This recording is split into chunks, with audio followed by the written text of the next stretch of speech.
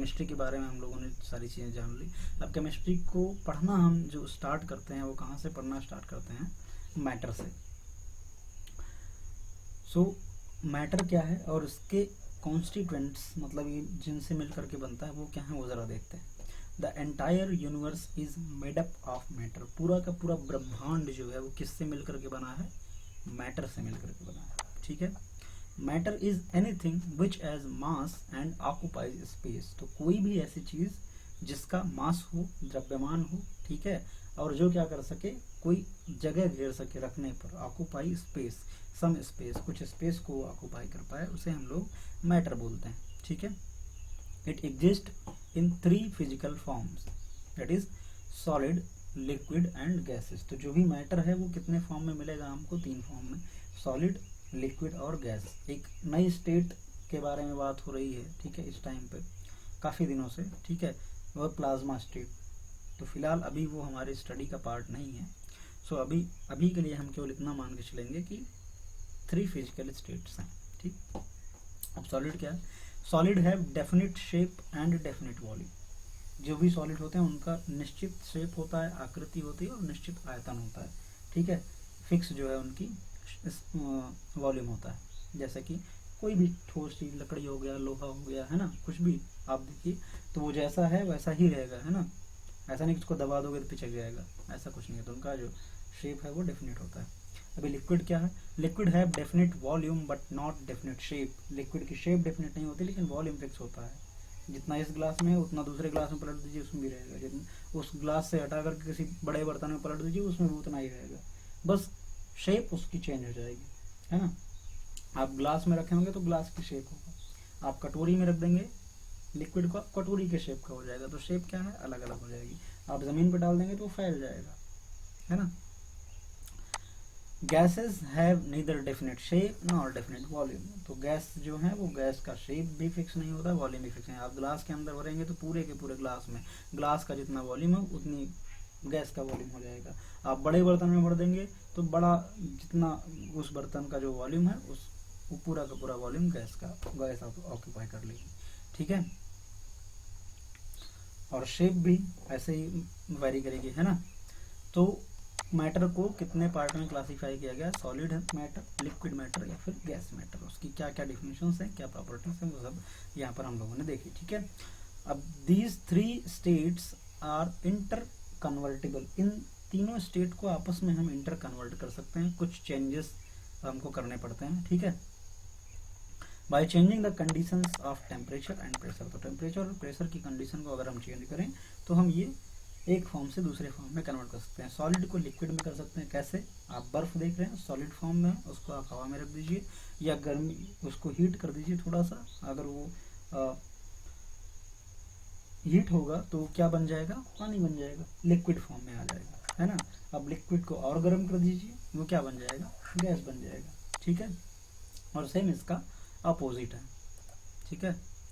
आप गैस को कूल करेंगे, ठंडा करेंगे तो वो लिक्विड बनेगा, लिक्विड को ठंडा करेंगे तो वो सॉलिड बन जाएगा। आप पानी को फ्रिज में रखेंगे तो वो बर्फ बन जाएगा। ठीक है, अच्छी बात है। अब आगे क्या है? Greek philosopher Democritus had suggested that matter is composed of extremely small atomium। तो जो मैटर है इन्होंने सबसे पहले बताया था डेमोक्रिटस ने कि जो मैटर है वो एटोमियो, बहुत ही स्मॉल, ठीक है, एलिमेंट से मिल करके मैटर बनता है। ठीक है। उसके बाद तो हम लोग जानते ही हैं कि क्या क्या है क्या नहीं है। ठीक है, गन से मिलकर क्या बनता है, लेकिन उन्होंने पहले सजेस्ट किया। अब क्लासिफिकेशन ऑफ मैटर, मैटर को क्लासिफाई किया गया इन पार्ट्स में। ये आप देख सकते हैं ध्यान से कि कैसे क्लासिफाई किया गया है। ठीक है जी। अब मैटर है, मैटर को 2 पार्ट में बनाया गया। एक फिजिकल क्लासिफिकेशन देखा जाएगा, एक दूसरा देखा जाएगा मैटर का केमिकल क्लासिफिकेशन। तो फिजिकल क्लासिफिकेशन के अकॉर्डिंग मैटर 3 टाइप का हो गया, सॉलिड, लिक्विड, गैस। सॉलिड में जैसे मान लो नमक हो गया ना, NaCl, बड़ा बड़ा नमक आता है ना, तो वही पिसा हुआ नहीं, जो पहले आता है ना बड़ा बड़ा नमक, वो सॉलिड होता है। लिक्विड में पानी हो गया, है ना। गैसेज में CH4, मीथेन हम लोग देखते हैं ना, नाइट्रोजन देखते हैं, ऑक्सीजन देखते हैं, सारी गैसेज हो गई। तो ये सब क्या है? मैटर है। अब केमिकल क्लासिफिकेशन की अगर हम बात करें तो केमिकल क्लासिफिकेशन के बेसिस पे मैटर को 2 पार्ट में बांटेंगे, मिक्सचर्स और प्योर सब्सटेंसेस। अभी इनको भी आपस में हम कन्वर्ट कर सकते हैं, मिक्सचर को प्योर सब्सटेंस, मिक्सचर में जो चीज़ें मिली हुई हैं उनको हम क्या करेंगे, एक्सट्रैक्ट कर लेंगे, निकाल लेंगे कुछ, ठीक है, फिजिकल मेथड्स का यूज करके, तो वो क्या हो जाएगा, प्योर सब्सटेंस बन जाएगा। ठीक है, जैसे हमको जब ये कोयले की खान होती है ना, या लोहा वगैरह मिलता है, ठीक है, तो ये डायरेक्टली एफ ही नहीं मिलता है, लोहा नहीं मिलता है, केवल प्योर फॉर्म में नहीं होता है, वो ओर के फॉर्म में होता है, एस के फॉर्म में, उसमें और भी चीज़ें मिली होती हैं, तो उनका क्या करते हैं, एक्सट्रैक्शन करते हैं, अलग अलग चीज़ों को सेपरेट करते हैं, उसके बाद हमको प्योर सब्सटेंस मिलता है। ठीक है, तो ये सारी चीज़ें पढ़ेंगे, तो आप जैसे जैसे कोर्स में पढ़ते जाएंगे या 9th-10th में आपने पढ़ा होगा तो आपको मालूम होगा। ठीक है, मिक्सचर्स क्या होता है उसके बारे में जानते हैं। It comprises of 2 or more substances components present in any ratio in which the constituent substances retain their separate identities। तो मिक्सचर्स वो चीज़ें हैं कि जिसमें 2 या 2 से अधिक सब्सटेंसेस मिले हुए हैं, ठीक है, और वो क्या है, अपनी अपनी आइडेंटिटी रखे हुए हैं, मतलब अगर आप चाहें तो उनको अलग कर सकें, और वो ऐसे ही रैंडमली किसी भी अमाउंट में एक दूसरे के साथ मिला दिए गए हैं, है ना। जैसे हवा है, तो हवा में हमको मालूम है कि कौन कितना % होता है, कितना नहीं, है ना। टी है, चाय है, तो आप दूध, जब चाय बनाते हैं तो उसमें दूध डालेंगे, पानी डालेंगे, चाय पत्ती डालेंगे, है ना, बाकी सारी चीज़ें डालेंगे, तो ऐसे ही तो डालते हैं ना, चम्मच से उठा के डाल दिए, उसमें गिनेंगे थोड़े ना कितने पार्टिकल्स गए चाय के, कितने पार्टिकल्स गए वाटर के, कितने पार्टिकल्स गए उसके। ठीक है, तो वो सारी चीज़ें क्या है, मिक्सचर है। ब्रास क्या होता है, एलॉय होता है, मिश्र धातु होता है, किसका कॉपर और जिंक का। ठीक है, तो ये सब क्या है, मिक्सचर्स हैं।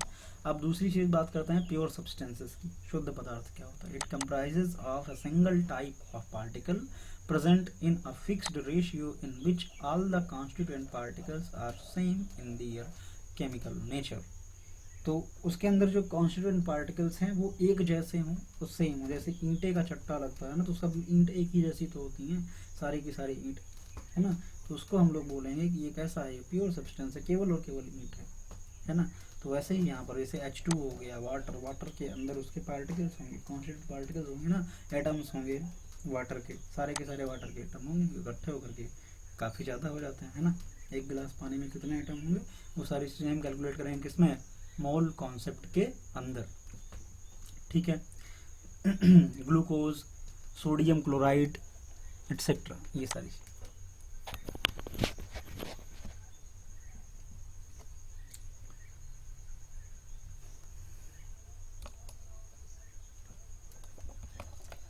अब मिक्सचर्स को जो है 2 पार्ट में डिवाइड किया गया।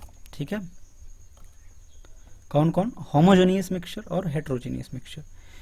होमोजेनियस मिक्सचर का मतलब यह है कि ऐसा मिक्सचर जिसमें एक जैसे हो, ठीक है, फॉर्म सबकी एक जैसी हो। It comprises of a single phase in which components are completely mixed with each other and its composition is uniform throughout. तो पूरे के पूरे मिक्सचर में वो जो कंपोजिशन है तो वो एक जैसा हो, यूनिफॉर्म हो, तो उसे हम बोलेंगे होमोजीनियस, सब एक ही फेज में हो। Mixture of salt and water, तो नमक और पानी को जब हम घोल देंगे तो एक ही फेज में, दोनों लिक्विड फेज में हो जाएंगे, है ना, नमक भी लिक्विड फेज में और पानी भी लिक्विड फेज में, दोनों, तो दोनों की फेज जो है वो सेम होगी, सिंगल फेज होना चाहिए। ठीक है, सॉलिड हो या लिक्विड हो। अब हेट्रोजीनियस क्या होता है, it comprises of 2 or more phases present in the mixture. तो मिक्सचर में अगर एक से ज़्यादा फेजेस हैं, ठीक है, लिक्विड भी है, सॉलिड भी है, या ऐसे ही, तो उसे हम लोग बोलेंगे हेट्रोजीनियस है वो। And its composition is not uniform through out, और इसका जो कंपोजिशन है, ठीक है, वो भी सेम नहीं है, हर जगह कहीं पर ज़्यादा होगा, कहीं पर कम होगा, है ना। जैसे एग्जांपल क्या है, phenol water system, silver chloride water system etcetera. तो अब ये प्योर सब्सटेंस जो है इसको भी 2 पार्ट में डिवाइड करेंगे, कंपाउंड्स और एलिमेंट्स। सो केमिकल मेथड से हम कंपाउंड को एलिमेंट में चेंज कर सकते हैं। ठीक है, pure substances which are made up of 2 or more components, उन्हें हम लोग कंपाउंड बोलेंगे, pure substances which are made up of only one component, उसे हम लोग एलिमेंट बोलेंगे। तो एलिमेंट को अगर हम कंबाइन करते हैं तो क्या बनेगा, कंपाउंड बनेगा। ठीक है, जैसे वाटर H2O होता है, इसमें हाइड्रोजन भी है और ऑक्सीजन भी है। ठीक है, तो दो कंपाउंड, दो सब्सटेंस से मिलकर बना है ना।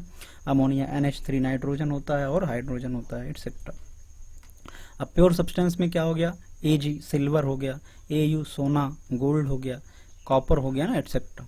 अब कंपाउंड को भी दो पार्ट में डिवाइड किया गया, कौन, इनऑर्गेनिक कंपाउंड और ऑर्गेनिक कंपाउंड। हम लोग इनके डेफिनेशंस देख चुके हैं ना, कि ऑर्गेनिक क्या है जिसमें हम हाइड्रोकार्बन की स्टडी करते हैं, और इनऑर्गेनिक क्या है जिसमें हम हाइड्रोकार्बन के अलावा बाकी जितने भी सब्सटेंसेस हैं सबकी स्टडी करते हैं। जैसे अभी ये क्या लिखा हुआ है, एल्युमिनियम क्लोराइड AlCl3, और ये क्या लिखा है, CH3CHO। ठीक है, चलो अभी तो हम लोगों ने जो है ये क्या देखा, ये इंट्रोडक्टरी पार्ट हम लोगों ने देखा।